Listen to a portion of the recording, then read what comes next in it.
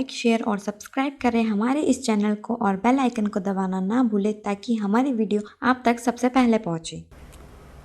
LVS college के YouTube channel में आप सभी का स्वागत है। आज हम हिंदी में वर्णमाला देखने जा रहे हैं कि वर्णमाला क्या होती है। तो हम बात करें, वर्णमाला दो शब्दों से मिलकर बनी होती है, वर्ण प्लस माला। जिस प्रकार फूलों से मिलकर फूल माला बनती है, ठीक उसी प्रकार वर्णों से मिलकर वर्णमाला बनती है। तो ये वर्णमाला के दो पार्ट हो गए हैं, वर्ण प्लस माला। तो हम देखते हैं कि वर्ण क्या होते हैं। सबसे पहले अगर हम बात करें तो हमने एक वाक्य लिखा कि राम बाजार जाता है। तो राम बाजार जाता है, तो ये वाक्य किससे मिलकर बना है? ये वाक्य शब्दों से मिलकर बना है। 1 2 3 4 शब्दों से मिलकर बना है। और ये शब्द किसके मिलकर बने हुए हैं? शब्द आपके अक्षर या वर्णों से मिलकर बने हुए हैं। तो इसको हम जब तोड़ते हैं सबसे छोटी इकाई में, र प्लस आ प्लस म प्लस अ। देखिए, जब हमने र को तोड़ा तो र में नीचे हलंत लगा दिया। जब किसी वर्ण में नीचे हलंत लग जाता है तो वो वर्ण में स्वर नहीं होता। इसमें आ था तो हमने आ इसको निकाल लिया, म में कुछ नहीं था तो हमने अ को निकाल लिया। तो ये है वर्ण, इनको कहते हैं वर्ण। तो हम कह सकते हैं कि वर्ण क्या होते हैं? वर्ण वे ध्वनि चिन्ह या प्रतीक होते हैं जिनके और खंड नहीं किए जा सकते या जिन्हें और नहीं तोड़ा जा सकता, उन्हें हम वर्ण कहते हैं। इस वाक्य का आपने देखा कि सबसे छोटी इकाई क्या है, सबसे छोटी यूनिट क्या है? तो भाषा की सबसे छोटी इकाई वर्ण होती है। तो भाषा की सबसे छोटी इकाई क्या होती है? हम देखें, भाषा की सबसे छोटी इकाई वर्ण होती है। क्लियर? हम कह सकते हैं कि वर्ण क्या होते हैं? वर्ण वे ध्वनि चिन्ह या प्रतीक होते हैं जिनके और खंड नहीं किए जा सकते, जिन्हें और नहीं तोड़ा जा सकता, उन्हें हम वर्ण कहते हैं। तो वर्ण भाषा की सबसे छोटी इकाई क्या है? वर्ण। आगे देखते हैं वर्णमाला।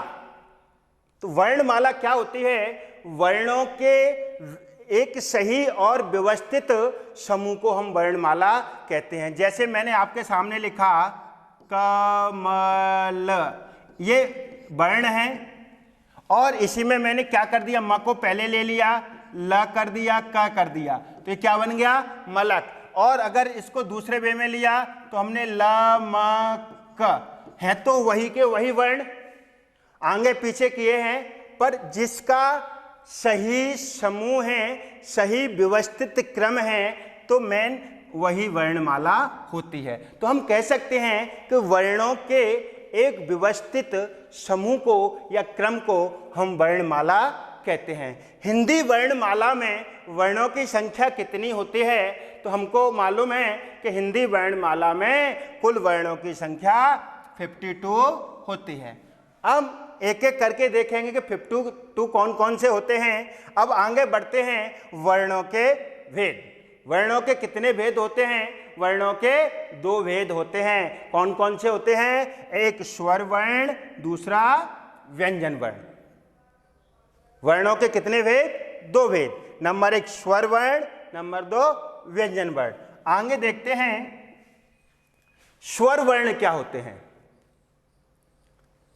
ऐसे वर्ण जो अपने आप में स्वतंत्र होते हैं, इनको बोलने के लिए किसी अन्य वर्ण या व्यंजन वर्णों की आवश्यकता नहीं होती है, उन्हें स्वर वर्ण कहते हैं। अब जैसे देखा हमने क को कैसे तोड़ेंगे? क प्लस अ। तो व्यंजनों को बोलने के लिए स्वर की आवश्यकता होती है, पर स्वरों को बोलने के लिए व्यंजन वर्ण की आवश्यकता नहीं होती है। तो हम कह सकते हैं स्वर वर्ण अपने आप में स्वतंत्र होते हैं, क्योंकि ये अपने आप में ही बोले जाते हैं।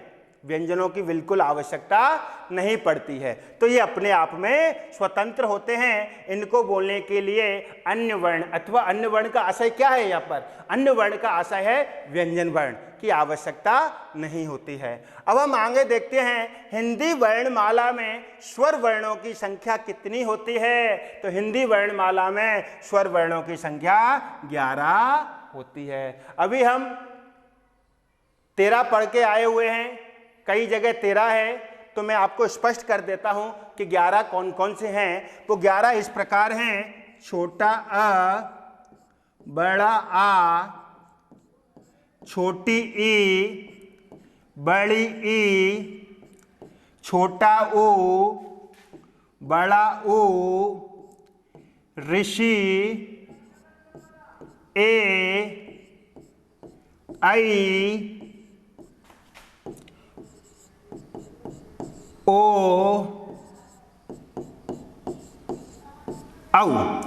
तो हम कह सकते हैं कि हिंदी वर्णमाला में स्वर वर्णों की संख्या कितनी है? तो स्वर वर्णों की संख्या 11 है। 1 2 3 4 5 6 7 8 9 10 और 11। अभी हम इनको भी पढ़ेंगे अलग अलग करके।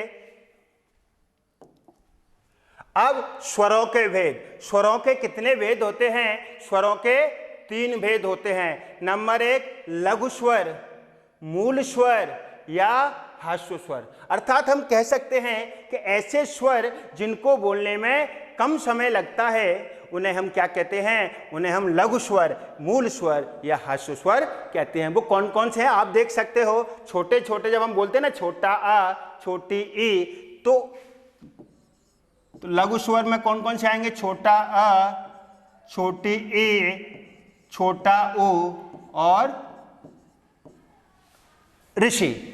तो ये 4 होते हैं। प्रश्न आएगा लघु स्वरों की संख्या कितनी होती है? 4 होती है। मूल स्वरों की संख्या कितनी होती है? 4 होती है। और ह्रस्व स्वरों की संख्या कितनी होती है?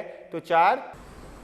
अब बात आती है दीर्घ स्वर कौन से होते हैं। तो इनमें हमने देखा जो इसमें छोटे छोटे हैं उनको ही हम दीर्घ में ले जाएंगे। दीर्घ में क्या आएगा? बड़ा आ, बड़ी ई, बड़ा ऊ।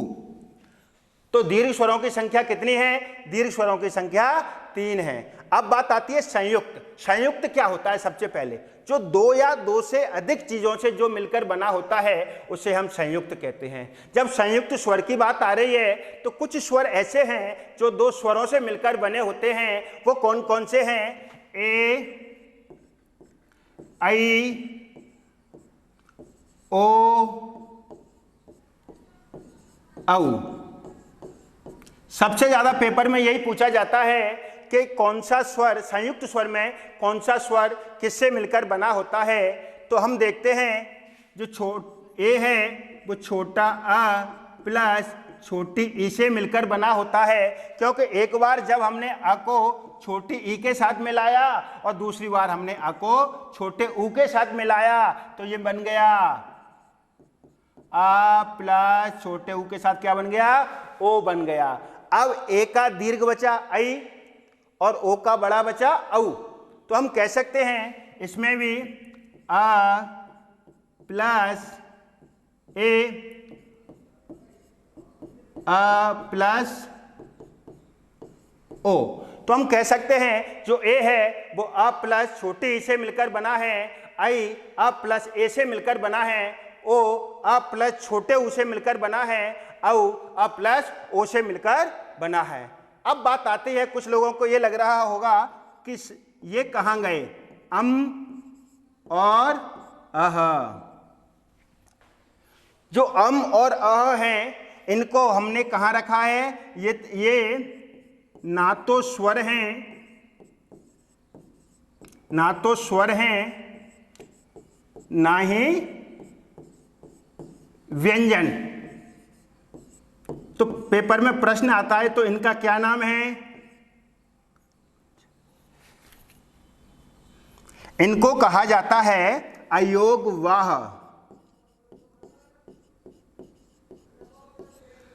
इनको क्या कहा जाता है? अयोगवाह कहा जाता है, अम और अह को। अब हम आगे देखते हैं।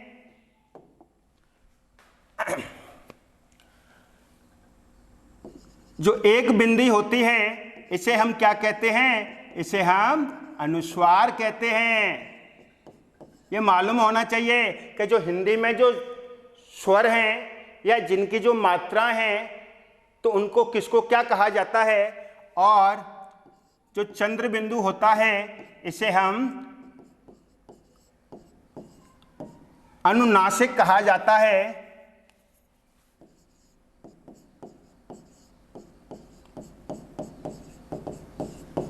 अनुनासिक कहा जाता है। जो दो बिंदी होती हैं उसे हम विसर्ग कहते हैं। क्या कहते हैं? इसे हम विसर्ग कहते हैं। अब हम देखते हैं कई जगह जो स्वरों के भेद हैं, संयुक्त स्वर की जगह लुप्त स्वर को रख दिया जाता है। तो हम बताते हैं कि लुप्त स्वर होता क्या है। जो लुप्त स्वर है इसको बोलने में सबसे अधिक समय लगता है।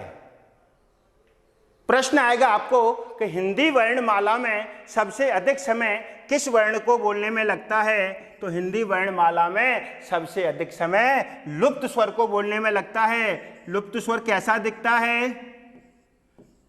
जब आप ओम लिखते हो, ओम के बीच में जो ये चिन्ह आता है इसे हम क्या कहते हैं? इसे हम लुप्त स्वर कहते हैं। तो इसका प्रश्न इस प्रकार बनता है कि हिंदी वर्णमाला में सबसे अधिक समय किस वर्ण को बोलने में लगता है? तो इस वर्ण को यानी लुप्त स्वर को बोलने में लगता है। कुछ पॉइंट और देखते हैं कि कुछ वर्णों में नीचे ऐसे फ की बात करें, फ में नीचे बिंदी लग जाती है, ग में ये नीचे बिंदी लग जाती है, ज में नीचे ये बिंदी लग जाती है। तो इन्हें क्या कहा जाता है? अगर किसी वर्ण में नीचे बिंदी लग जाती है तो इसको कहा जाता है नुक्ता। क्या कहा जाता है? नुक्ता कहा जाता है। जैसे ही किसी वर्ण में नीचे नुक्ता लग जाता है तो वह वर्ण अरबी फारसी का हो जाता है। तो अभी हमने देखा वर्णमाला क्या थी। ये छोटे छोटे प्रश्न बनते हैं, इनको सबको अच्छे से आपको देखना है।